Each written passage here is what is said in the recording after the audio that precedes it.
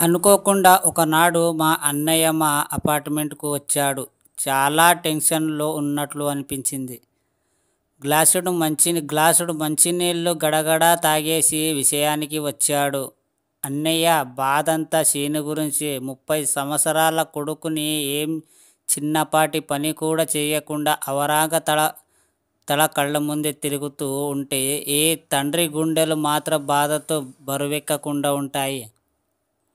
ఎలాగోలా ఓర్పుకుందామంటే కుటుంబం సభ్యుల కంటే ఎక్కువ ఇరుగు పొరుగు వారి మాటల తూటలు మరింత బాధిస్తుంటాయి. ఏమయ్యా, నీ కొడుకు ఏం చేస్తున్నాడు? పెళ్ళి గిల్లి ఏమైనా చేస్తావా లేదా అంటూ వేగంగా మాట్లాడే వారి సంఖ్యం తక్కువేం లేదు.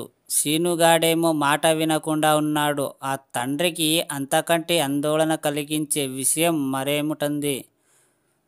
గంట సేపు మా అన్నయ్య తన మనసులోని ఉన్న ఆవేదనంతా నా ముందు ఒలకబోకున్నాడు. కాస్త తేకపడ్డాడో ఏమో పోతూ పోతూ, ఒరే చిన్న, శీనుగాడికి నా మాట అంటే గౌరవం లేకుండా పోతుంది. వాడిని ఒక నెల రోజులు నీ ఇంట్లో పెట్టుకో. జీవితం గురించి, సమాజం గురించి వాడికి కొంచెం మోటివేట్ చేయి అని. మాట అంటే వాడికి గురి ఎక్కువ. నీ మాట కాదనకుండా వాడి జీవితంలో స్థిరపడితే అంత అదృష్టవంతుడు ఎవరు ఉండరు. ఈ సాయం చేసి పెట్టరా అన్నాడు. ఆయన గొంతులోని ఆ ఆర్ద్రతకు నేను కరిగిపోయాను. అదేంటో అన్నయ్య అలా అంటావు? వాడు బాగుపడితే నీతో పాటు మా అందరికీ సంతోషమే కదా అన్నాను. నా మాటలు ఆయనకు ఎక్కడో సంతృప్తిని కలిగించుంటున్నాయి. వెళ్ళేటప్పుడు ఆయన మొహం పైన కొంత వెలుగొచ్చింది. ఇది జరిగిన 3 నెలలకి శీను మా ఇంటికి వచ్చి అవసరం ఏర్పడింది. మా కారు డ్రైవర్ తల్లి చనిపోవడంతో సడన్గా వాడి సొంత రాష్ట్రమైన ఉత్తరాల ప్రదేశ్ వెళ్ళిపోయాడు. అలా అర్ధంతరంగా డ్రైవర్ వెళ్ళిపోవడంతో నాకు ఏం చేయి విరిగినంత పనయ్యింది. ఈ ముంబై నగరంలో విపరీతమైన ట్రాఫిక్. సొంత కారు డ్రైవ్ చేసుకోవడం నాకు సుతారం ఇష్టం లేదు. పైగా నా కాళ్ళతో కట్టారు కూడాను. వెంటనే శీను ఫోన్ చేసి విషయం చెప్పాను. దానికి వాడు, వేరొకరెందుకు బాబాయ్, నేను ఎలాగో ఖాళీగానే ఉన్నా కదా. నా ఫ్రెండ్ గురించి నీకు తెలుసు. ఒక నెల రోజులు చూస్తుండగానే గడిచిపోతాయి. నేను వస్తాను అన్నాడు వాడు. ఏ మాటకి ఆ మాట చెప్పుకుంటూ. నిజానికి శీనుగాడు డ్రైవింగ్ సూపర్గా ఉంటుంది. రోజు కారులో కలిసి రాకపోకలు సాగించడం వల్ల శీనుగాడు నాకు మరింత దగ్గరయ్యాడు. ఓనాడు మాటగా, ఒరే శ్రీను, నీ డ్రైవింగ్ చాలా బాగుంది కదా. నువ్వు వేరే ఏదో వ్యాప్తంగా కోసం ఎదురు చూడకుండా ఈ డ్రైవింగ్ వృత్తిలోనే ఎందుకు ఉండిపోకూడదు? ఆహా, ఊరికే అన్నాను. కాస్త ఆలోచించు చూడు అన్నాను యథాపళంగా. ఇదే విషయాన్ని నేను వాడికి ఆర్డర్ వేసి చెప్పొచ్చు. కానీ వాడి అహం దెబ్బతినకుండా జాగ్రత్త పడ్డాడు. లేకుంటే మొదటికి మోసం వచ్చే ప్రమాదం ఉంది. ఆ సమయంలో వాడు సైలెన్స్గానే ఉండిపోయాడు. కానీ ఆ తర్వాత పనులు చకచకా జరిగిపోతాయి. 3 నెలలు వాడు ట్యాక్సీ డ్రైవర్ అవతారం ఎత్తాడు. మొదట్లో మా అన్నయ్య దేనికి ఒప్పుకోలేదు. డిగ్రీ చదివిన కొడుకు ట్యాక్సీ డ్రైవర్ కావడం తండ్రికి ఇష్టం లేకపోయింది.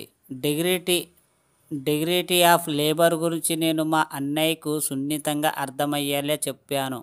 ఆయన పూర్తిగా సంతృప్తి పోయినప్పటికీ అభ్యంతరం పెట్టలేదు. మా శీనులో ఒక మంచి మనిషి దాగి ఉన్నాడు. వాడంటే ఇంటి ప్రాంతంలో వాడికి పరోపరంగా పేరుంది. ఎవరికి ఆపద వచ్చినా అర్ధరాత్రి అపరాత్రి అని చూడకుండా ఆదుకుంటాడు. దీంతో వాడి స్నేహబృందం కూడా బాగా పెరిగింది.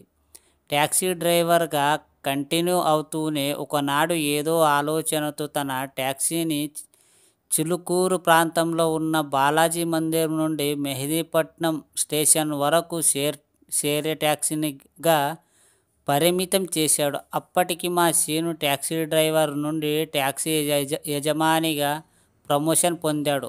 అంతే కదా. ఫెస్టివల్ నాడు భక్తుల కోసం ఉచితంగా ట్యాక్సీ కోలేవాడు. దీంతో వాడికి మంచి పేరొచ్చింది.